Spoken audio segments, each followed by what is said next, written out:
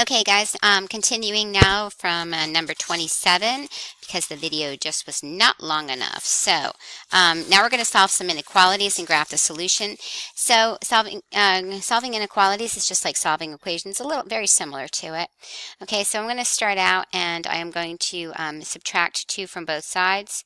When I do that, I've got negative 4y is less than or equal to negative 20. Now I'm going to divide both sides by negative 4. Now remember, because I'm dividing them by a negative, I'm going to flip the sign. So my y is actually going to be greater than or equal to 5. All right, when I do that, 5 is here. If 0 is here, 5 is here. It's going to be a colored in circle, and I'm going to go to the right. Okay, number 28, I'm going to start out and get rid of this fraction by multiplying both sides by 3. All right, so if I multiply both sides by 3, I'm going to have a negative times p minus 9 is greater than negative 21. Okay, at this point I'm going to distribute. Negative p plus 9 is greater than negative 21. And when I subtract 9 from both sides, I end up with negative p is greater than negative 30. I'm going to divide both sides by negative 1. When I do that, p is actually going to be less than 30. So less than 30 is going to be an open circle and it's going to go to the left. All right, now I'm going to distribute. I've got 12x minus 8 is less than 12x minus 18. Okay, when I subtract 12x from both sides, I end up with negative x is less than negative 18. That's a false statement. Because it's a false statement, there is no solution, and I cannot graph no solution. So that's my answer. Okay, moving on to number 30, we want to see if these are functions. Remember, with a function, it's a function if you have a unique input going to just one output. Here we've got 4, 3, 2, 1. So this is a function. Okay, we never duplicate the inputs, and there's no chance that they're going to go to 2 different outputs. Whereas with this example, I've got an input of 1 going to an output of negative 2, and I have an input of 1 going to a 6. So this is not a function because it has 2 different outputs. All right, here we've got a function in a domain of negative 2, negative 1, 0, 1, 2. We want to make a t-table. To make a t-table, our input is x, our output is f of x. Okay, if I substitute in a negative 2, for x and I plug it in. Actually, let's just change this to actually read. Let's get this erased here. Oh, come on. It's not cooperating. Let's try a little harder here. Nope, it's not liking that. So actually, if this is, let's just assume this is 3x minus 1 for each one there.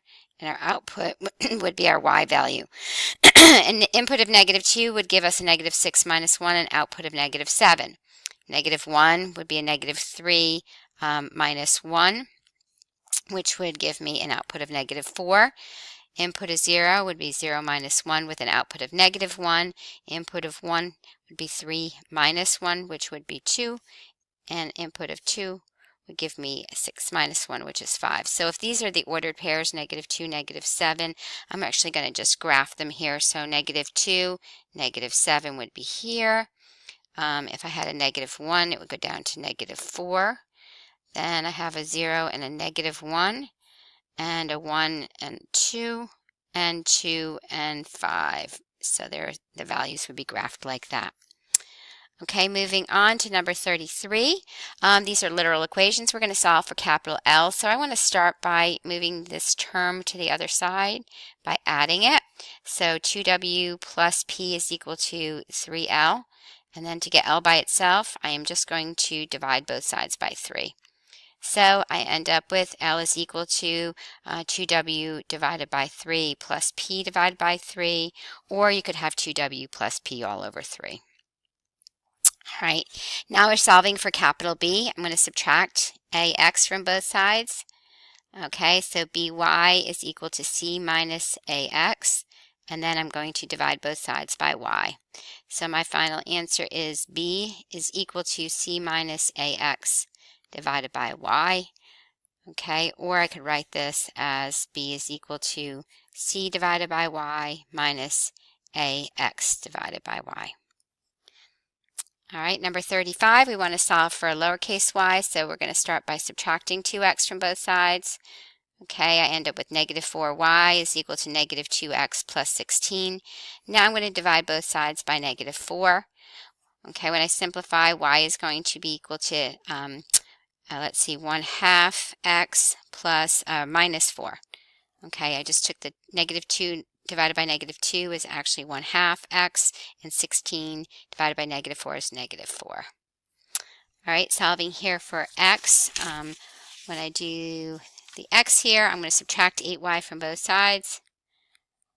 Okay, so I end up with 1/2 x is equal to 10 minus 8y.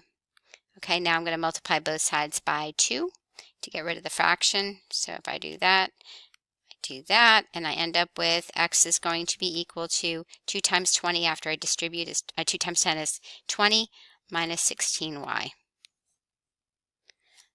Okay, 37.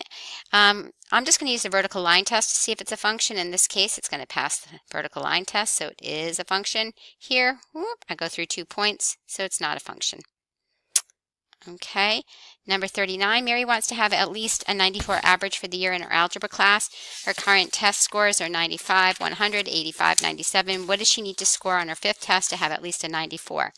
So we're going to let x be her last test, the missing test. If we take 95 and we add the 100 and the 85 and the 97 plus our unknown value, we divide by 5 because it's the average. We want it to be greater than or equal to 94. We add them all up. We get 377 plus our x divided by 5 has to be greater than or equal to 94. We're going to multiply both sides by 5, and when we do that, we'll find out that this side by 5, these will cancel it out, and we end up with 377 plus x is greater than or equal to 470. So now when I subtract the 377 from both sides, I end up with the value of x has to be greater than or equal to 93. So my answer is 93. All right, and then the final one, John is 6 less than twice Steve's age, so the sum of their ages is 33. How old are each of them? Let's let x be equal to Steve's age, and since John is going to be 6 less than Steve's age, so we're going to say 6 less than twice Steve's age. So twice Steve's age would be 2x, and 6 less than it would be 2x minus 6. If we take these two, Steve and John, and we add them together, so we take our x, then we add 2x minus 6, okay, the sum is going to be 33. So we end up with 3x minus 6 is equal to 33. Okay, 3x is going to be equal to, we're going to add 6 to both sides. 3x is equal to 39. And we divide by 3, x is going to be equal to 13. That means Steve is 13, and if we plug that in, 13 times 22 is 26, 26 minus 6 is 20. So Steve is 13 and John is 20. All right, see you later. Bye.